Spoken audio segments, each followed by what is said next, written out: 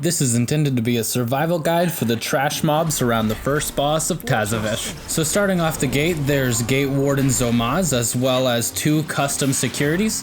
They will start casting disruption grenades as well as a hard light baton. The hard light baton is something to be focused. It can be trank shotted, dispelled, spell stolen, or purged, and otherwise it would be recommended to do any of the above, because they can be quite the tank busters. The hard light baton is on a 12-second cooldown and does 8k damage per hit, and if you stand within the disruption grenade, it does about 15k and is an AoE, so make sure you don't stand in those as well. Next, for Gateward and Zo'phex, he ends up casting Radiant Pulse, which is just a group AoE, and it's on an 18-second cooldown.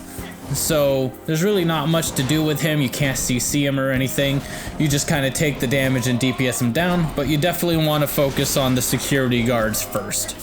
The next mob that you need to focus on dispelling is the support officer. They have a refraction shield which does about 4k damage to casters per spell. You want to just get rid of that because it doesn't have a timer or anything, so it's just going to sit there for the duration of the fight. The only other thing is the hard light barrier that the officer casts, which is pretty low priority compared to some of the other interrupts that you need to do. So really just dispel the refraction shield and focus all the other mobs and interrupts instead. This next pack has the Interrogation Specialist, which he has 3 things to interrupt. He has Spark Burn, which will deal 4k damage or so to the tank. He also has Glyph of Restraint, which deals 4k damage per 2 seconds and has a 40% movement speed reduction. And then there's Stasis Beam, which is the most important thing to interrupt, which does 4.3k damage per 1 second and is a stun for a decent amount of time, which ends up being about 6 seconds or so overall. So this next pack has an Armored Overseer, an Interrogation Specialist, and a Support Officer. The Armored Overseer will end up casting Beam Splicer. As you see, it just went down. It does cause a bit of damage each time you're in it, as well as stacking. I'll mention that a little bit later. But otherwise, I just wanted to show this example here of what happens when Glyph of Resistance and Stasis Beam gets put on you.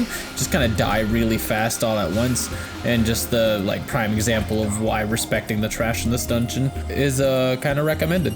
So I ran back real quick to be able to show you the stacking effect of Beam Splicer. So that is 1 stack, 2 stack, and then finally for a 3rd stack, you can see that it's definitely not recommended to be hit by it even once. Anything more than that and your healer will start to disown you. So definitely respect the zoning aspect of the Armor Overseer. And yeah, the only thing that I think I should also mention as well with the Beam Splicer technique is it's on a 15-second cooldown. Each beam slice will last 30 seconds, so that means that 2 will overlap at any point. You just kind of want to kite around, as well as it will be put on the tank, but it will be randomly placed around the tank, so it's not on the tank's position.